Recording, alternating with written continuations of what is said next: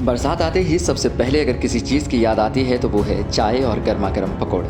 अक्सर आपने बारिश के मौसम में चाय पकौड़े खाए भी होंगे और लोगों को ऐसा करने की सलाह भी दी होगी। लेकिन क्या कभी आपने सोचा है कि बरसात की बूंदें पड़ते ही सिर्फ चाय पकौड़े खाने का ही मन क्यों करता है, कुछ और चीज़ क्यों नहीं? अगर आपको लगता है कि ऐसा स्वाद की वजह से होता है तो ऐसा कतई नहीं है, बल्कि इसके पीछे वैज्ञानिक कारण भी है। तो आइए जानते हैं कि हमारे शरीर को बारिश देखने के बाद सिर्फ चाय पकौड़े की ही तलब क्यों होती है। आपने देखा होगा कि भारत में शायद ही कोई ऐसा घर हो जहां बरसात में कभी चाय और पकौड़ों का स्वाद न लिया गया। दरअसल चाय पकौड़े का ये कॉम्बिनेशन काफ़ी पुराना है और बस स्वाद का ही खजाना नहीं है, बल्कि इसके पीछे सेहत का भी काफ़ी राज है। डॉक्टर्स बताते हैं कि सबसे पहले पकौड़े इंग्रेडिएंट्स को देखें तो पकौड़ों में आमतौर पर बेसन, मसाले और सब्जियों का इस्तेमाल होता है, जैसे आलू, प्याज, लौकी, कद्दू समेत कई अलग अलग सब्जियों के पकौड़े बनाए जाते हैं। इसके अलावा मूंग और आदि दाल के पकौड़े भी होते हैं। साफ तौर पर कहें तो पकौड़े में इस्तेमाल होने वाले सभी इंग्रेडिएंट्स फ़ायदेमंद हैं।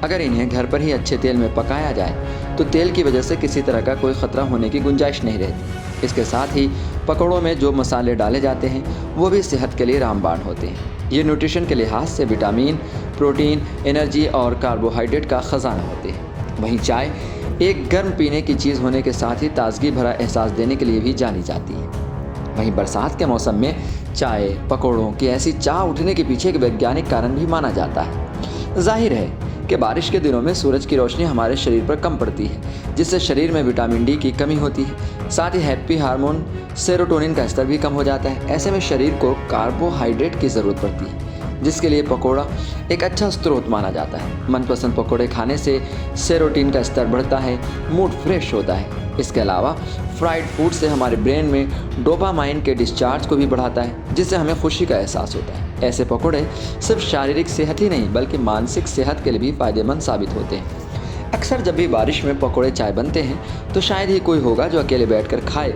और मौसम का लुत्फ़ न उठाए। इस बीच परिवार में जो लोग होते हैं वो सब इकट्ठे साथ बैठकर चाय पकौड़े का मज़ा लेते हैं, हंसते हैं, बातचीत करते हैं।